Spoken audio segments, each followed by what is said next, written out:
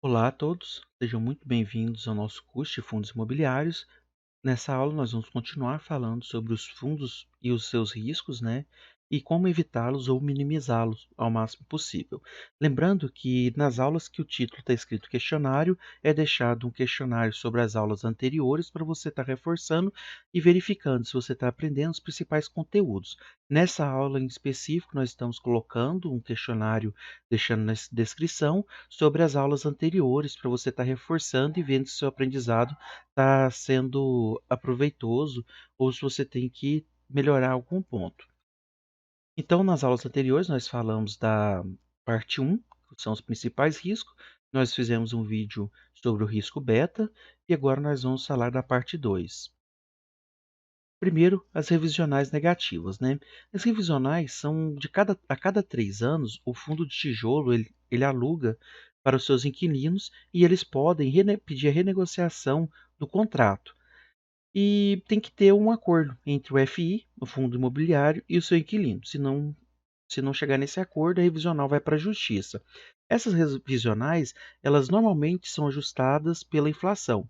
Porém, se tiver algum problema na estrutura ou então em parte do empreendimento, o inquilino pode pedir para reduzir o aluguel, ou então até por causa de algum problema que está tendo na estrutura, ou então por causa de algum problema até mesmo que ele está passando.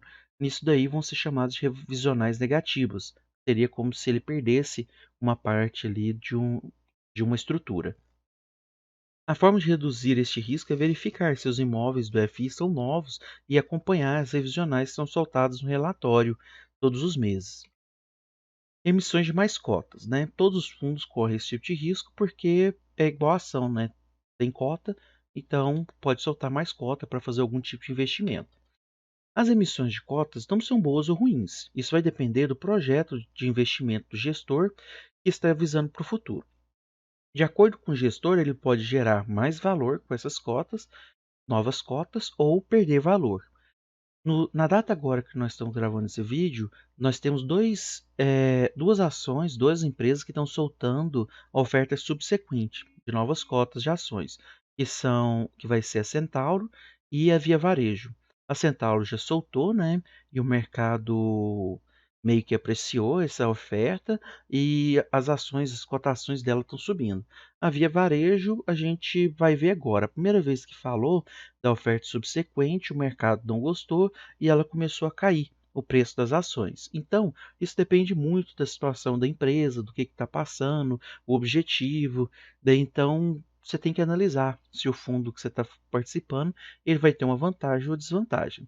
Para mitigar esse risco, o cotista tem que participar das assembleias, né, e ler os relatórios mensais do fundo, para ver qual o objetivo da administração e gerência do fundo.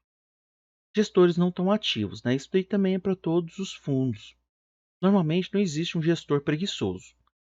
Porém, com o aumento da quantidade de fundos dentro de um mesmo banco, o fundo pode ficar com um gestor não muito ativo. Você tem que verificar como que está sendo o processo de gestão desse fundo que você está participando. Isso aí você basta ler os relatórios anteriores, o que que eles estão fazendo, e isso pode ser reduzido verificando, né? Como são os planos de pagamentos dos gestores e em quais lugares o gestor atua, além dos cotistas participarem das assembleias e ler os relatórios mensais do fundo, para ver qual o objetivo da administração e gerência do mesmo. Risco físico, né? O risco físico ele é mais associado ao risco do fundo de tijolos. Estão relacionados a risco de incêndio, enchentes, quedas de árvores e etc. Esses riscos são todos assegurados, né, pelo fundo.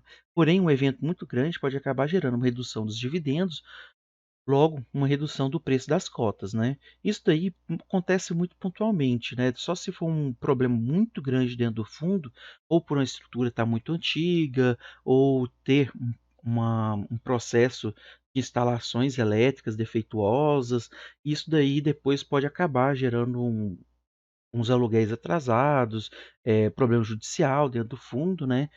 O inquilino com o fundo, e isso daí ia atrasar um pouco a rentabilidade do fundo. Esses eventos são difíceis de ocorrer em uma proporção muito grande. Os riscos jurídicos, né, normalmente está associado com os FIs de desenvolvimento, porque eles normalmente fazem construções, né? Então isso aí tem mais problemas. Os riscos jurídicos estão associados à burocracia ou irregularidades, né? Sendo que, neste caso, o fundo pode ter uma obra embargada ou até mesmo sua funcionalidade parada. Esse risco é bem reduzido, dado que as empresas que gerenciam e administram os FIs são grandes corporações, como os bancos, né?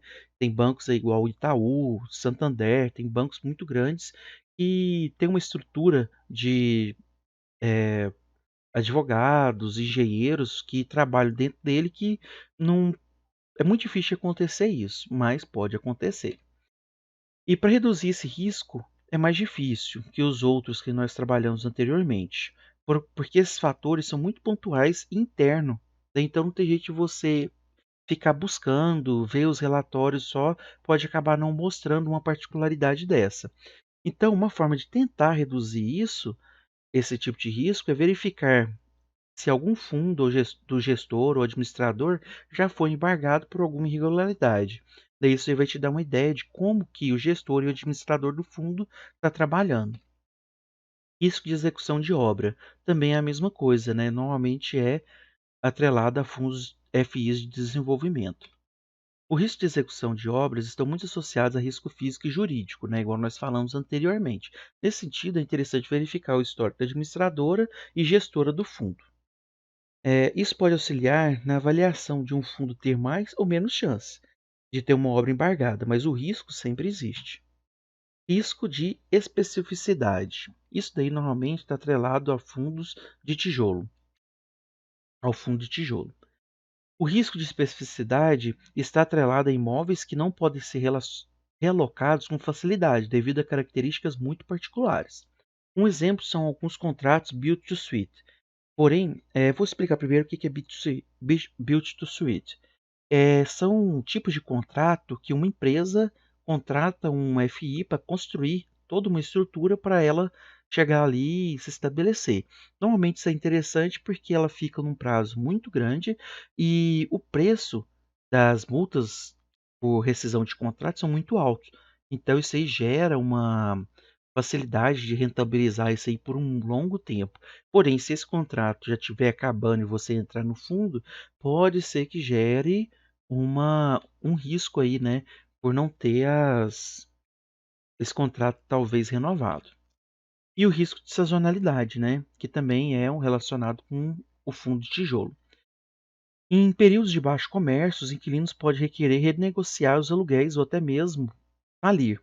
E isso é um risco que os gestores dos FIs estão expostos todos os anos. Ou seja, a cada ano tem períodos que eles vendem mais, menos, e isso daí vai gerar um estresse em cima do FI em certos períodos. Porém, esse risco é mais simples de se verificar se o FI tiver mais tempo de vida, pois basta verificar como a gerência consegue manter as taxas de vacância e renegociações controladas. Bem, é isso, né? Até o próximo vídeo nosso de fundos imobiliários da semana que vem. Não se esqueçam, né, de fazer o teste para vocês reforçarem aí se estão aprendendo e a gente também vê se está ficando bacana o nosso curso. Até o próximo vídeo.